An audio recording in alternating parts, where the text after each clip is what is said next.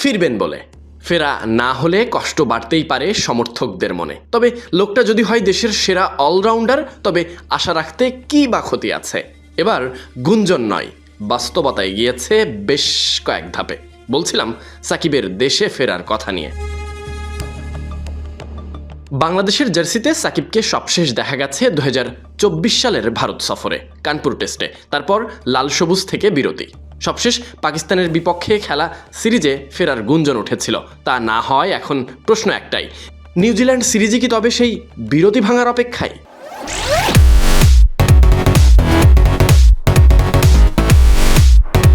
ফেরা না হলেও অবশ্য ক্ষতি নাই, ভালোই হয়। এবার এই ইস্যুতে সরাসরি কথা বলেছেন বাংলাদেশ ক্রিকেট বোর্ডের পরিচালক নাজমুল আবেদিন ফাহিম। তার ভাষায় সাকিবকে ঘিরে আইনগত প্রক্রিয়া দ্রুত এগোচ্ছে, আর সেই কারণেই সামনে তার দেশে ফেরার সম্ভাবনা দেখছেন তিনি। তবে ফাহিম পরিষ্কার করে দিয়েছেন, সাকিব ফিরলেই সব ঠিক হয়ে যাবে এমন ভাবার অবশ্য কোনো সুযোগ নাই। দেশের ক্রিকেট বোর্ড কর্মকর্তা হোক কিংবা সমর্থক, প্রতিবার এই সাকিব নামেই আটকাতে হয়। মাঠের পারফরমেন্স নয়, এবার আলোচনার কেন্দ্রে তার দেশে ফেরা। পাকিস্তান সিরিজে তাকে ফেরানোর পরিকল্পনা থাকলেও শেষ পর্যন্ত তা সম্ভব হয়নি। এখন সব চোখ নিউজিল্যান্ড সিরিজের দিকে, আর সমর্থকেরা বসে আছে অপেক্ষা নিয়ে, তার ফেরার অপেক্ষাতে। সাকিবের দেশে ফেরা পুরোপুরি নির্ভর করছে তার নামে থাকা মামলাগুলোর অগ্রগতির উপরে। একই খবর পাওয়া গেছে সাকিব সমর্থকের সঙ্গে ফোন কলে বলা রেকর্ডে।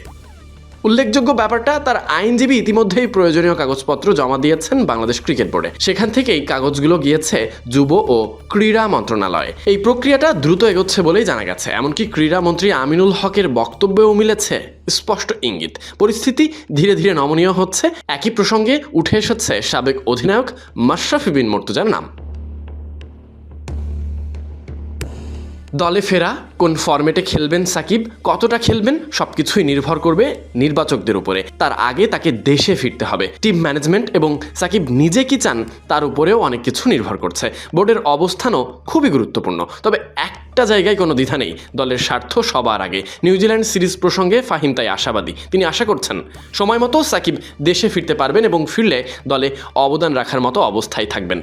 অর্থাৎ দরজা পুরোপুরি বন্ধ নয়, বরং খোলা, শুধু সময় আর পরিস্থিতির অপেক্ষা। Sadiq Ahmed Sunny, BD Crick time.